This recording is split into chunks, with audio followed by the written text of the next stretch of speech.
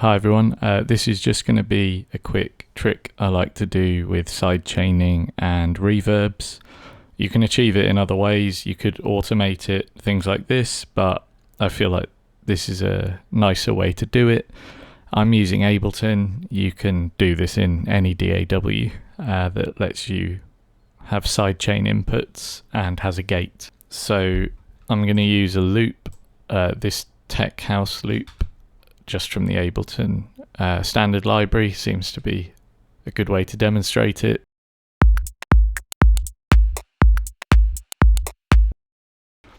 And so the first thing I'm going to do is, instead of using a kick drum for our sidechain trigger, you might have seen people using operator, white noise, things like this. Using white noise can be beneficial because the white noise is the same every time it's played, whereas your kick might not be, and it's always the same volume and frequency makeup, and so it's consistent. And so I'm going to use an operator for this. You don't have to, you can use another audio source if you like as well. But first thing, I'll set this to white noise, and so that sounds like this. Turn the filter off, and I'll just make for now a 4 on the floor. Now we want to disable this track because we don't want to hear the sidechain source. And the next thing I'm going to do is add an audio effect rack onto my loop. On one chain I'm going to add a reverb. I'm going to turn that all the way up because we don't need the dry signal to come through here.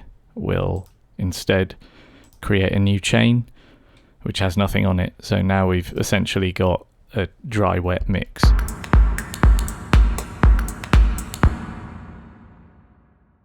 Now, next thing, we want to put a gate after this reverb and set its input to our white noise source. Then we can drag the threshold down until we start letting it through.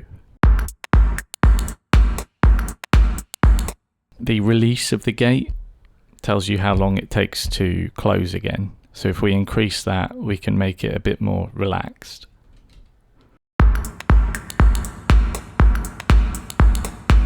So that's quite nice. Obviously, because we're using Midi, if we want to change where it falls in the loop, we can just move the Midi.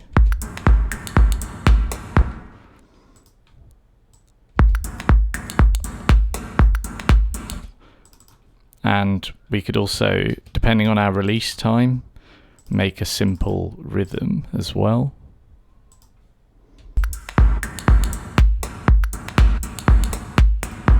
So something else you can experiment with, like I said, is using audio to key the gate as well. So I'll find a sample. Let's find something percussive.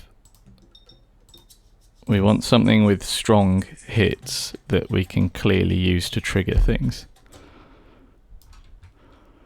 Now let's set the gate input to that loop.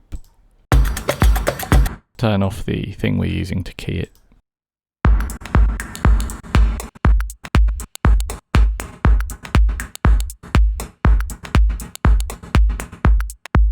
So there we've sort of superimposed another rhythm on top of the drum loop. But yeah, you can experiment with this. You can put anything here. It doesn't have to be a reverb. It could be a delay, some other effect. And this setup will mean that you can choose when it's triggered with MIDI notes, which is quite convenient.